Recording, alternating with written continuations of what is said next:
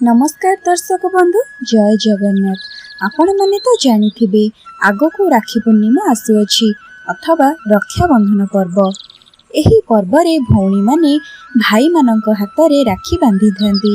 सब वर्ष भौणीटीए अनै बसी थाए सेही गोटिए दिन को, जेउ दिन से ता भाई हाथ रे राखीटीए बांधिबो बोली।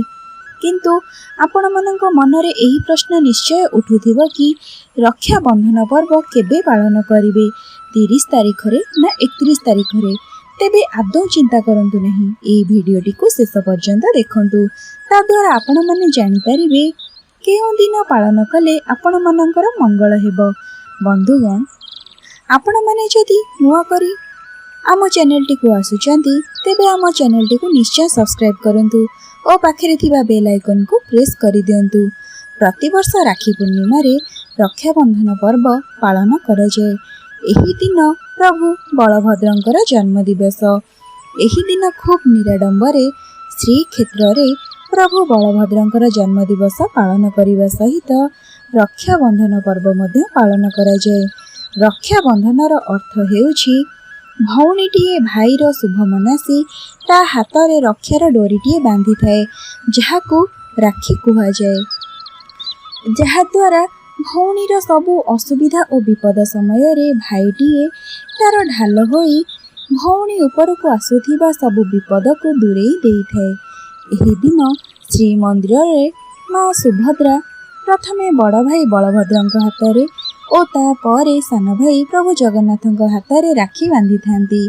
आपण मानक मनरे एही प्रश्नटीए उंकी मारुथिबो कि 30 तारिख दिन राखी पालन करिवे ना 31 तारिख रे? आपण माने तो जानिथिबे एही वर्ष मळ मास पडुथिबारु दुईटी पूर्णिमा मध्य पडुअछि।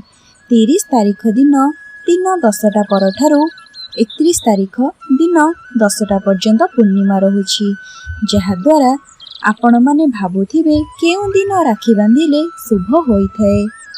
30 तारिख दिन 10टा परे जे पूर्णिमा रहुछि, केतेकांशरे 30 तारिख दिन रक्षाबंधन पर्व पालन करती, किंतु श्री मंदिर रे 31 तारिख दिन रक्षाबंधन पर्व पालन करा जिवो।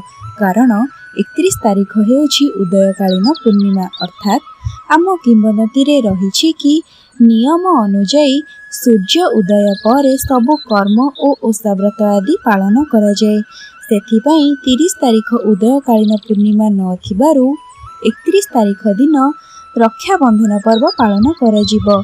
आउ एक मध्य कथा रहिछि कि 31 तारिख दिन 10टा पर जो पूर्णिमा रहुछि सेही दिन 10टा रु दिन 12टा पर्यंत भद्राकाल लागुछि, अर्थात सेही दिन शूर्पणखा ता भाई रावण हाथ रे राखी बांधिथिला, जहा द्वारा सेही समय रे राखी बांधिले अमंगल होइथाए।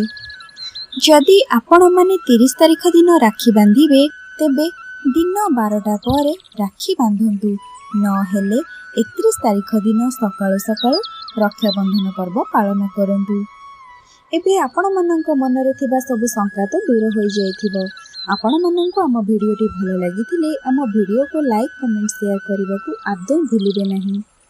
आहुरी एमिति नुआ नुआ भिडियो सब देखिबा पई आम चैनल टी को सब्सक्राइब कर दियंतु और पाखरे थिबा बेल आइकन को प्रेस कर दियंतु।